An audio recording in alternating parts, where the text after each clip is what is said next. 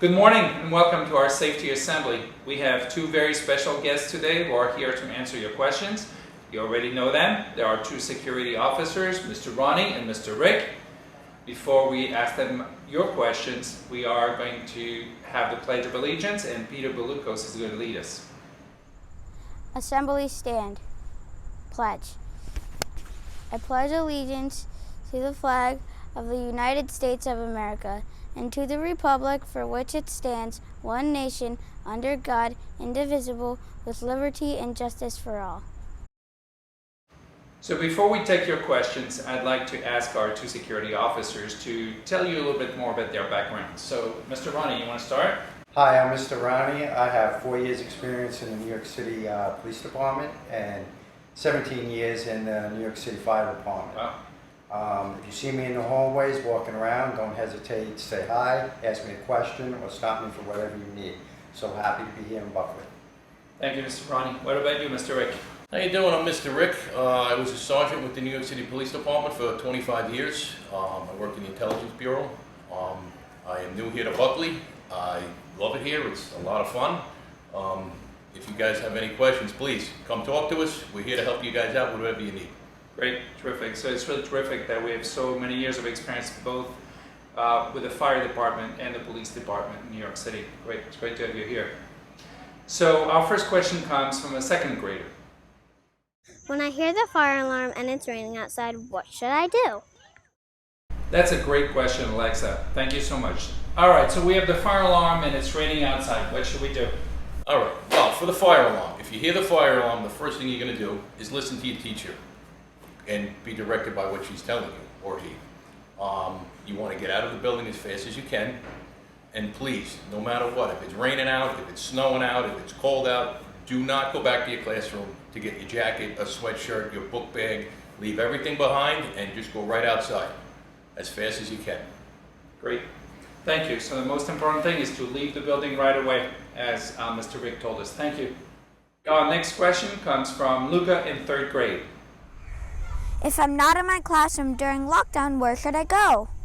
Thank you, Luca. That's a great question about what to do in a lockdown situation.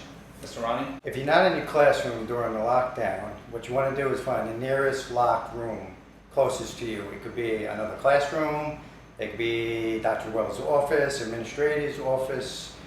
As long as it's a locked room, go inside, lock the door, stay away from the windows and the door, and hide and be very quiet. Wait for another adult to come get you or the police department when it's safe. Great, thank you. So you're saying what you do depends on the situation, right? You don't have to run back to your... Do not, if your classroom's on the other side of the school, do not run back to it. Find the nearest room that you can lock the door, hide, and stay quiet. Great, thank you, Mr. Ronnie. I'm sure that answers Luca's question. Nia in fourth grade has a question. Go ahead, Nia. I just got a new phone and a social media account. What do I need to do to stay safe online? I'm so glad you asked that question, Nia. There are so many questions about how to stay safe online. So I don't know which one of you would like to answer that I'll question. take that one. Okay, Mr. Rick. I know a lot of you, some of you are hitting that age where you guys are all getting new cell phones. And they're very expensive, so you have to be careful with them. But the biggest thing is never give out your password to anybody but your parents. That's it. You don't want anybody else having your password.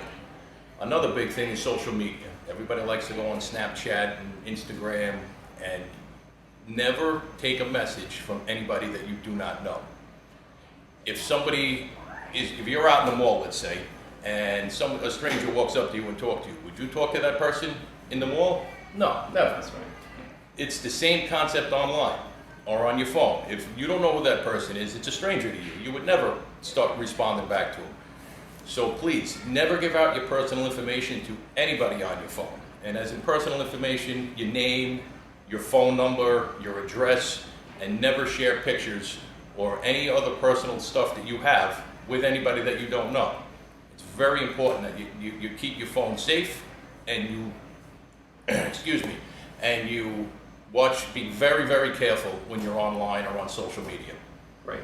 And in any case, you should always talk to an adult that you trust or your parents. Yes, if somebody does send you a message on Snapchat, please, the first thing you do is grab your parents, talk to your parents, tell them what happened. You can talk to a teacher here in the school, and they will help you and direct you on what to do. Great. You can ask me and Mr. Ronnie here.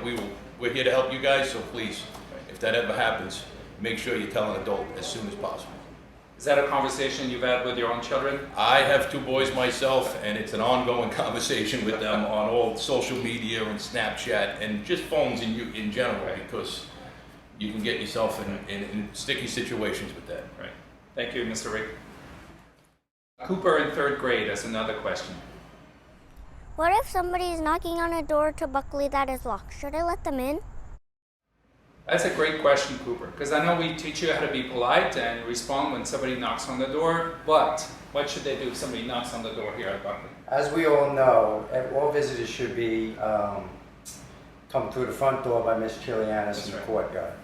I know, as you said, we all want to be polite, but you can politely tell them to go to the front door. We do not let anybody in any of the doors. And as an extra precaution, if you feel like somebody was trying to get in, you could let your teacher know, or me, or Mr. Rick, that somebody was trying to get in. Great, thank you so much.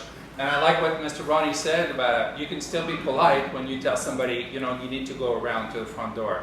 That was great. Thank you, Cooper. Now Ning in 5th grade is going to ask our last question for our safety assembly. Go ahead, Ning.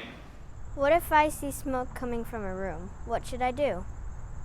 That's great, Ning. Hopefully that will never happen, but it's a very good question to ask. So what about if a kid sees smoke coming out from under a door, let's say? Well, if you see smoke, immediately say something.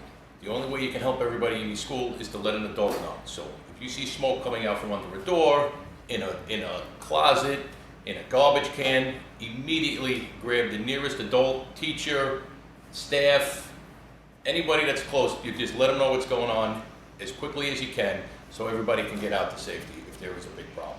Right. So essentially what Mr. Rick said is when you see something, say something, right? Something that makes you feel uncomfortable, unsafe. We have 2 great security officers here to address any issues you may run into, and you also know that you can trust all the adults in the building to always be willing to help you out and keep you safe. All right, let's say thank you to our 2 guests today. Let's give them a big round of applause. Have a great weekend, everybody. Thank you.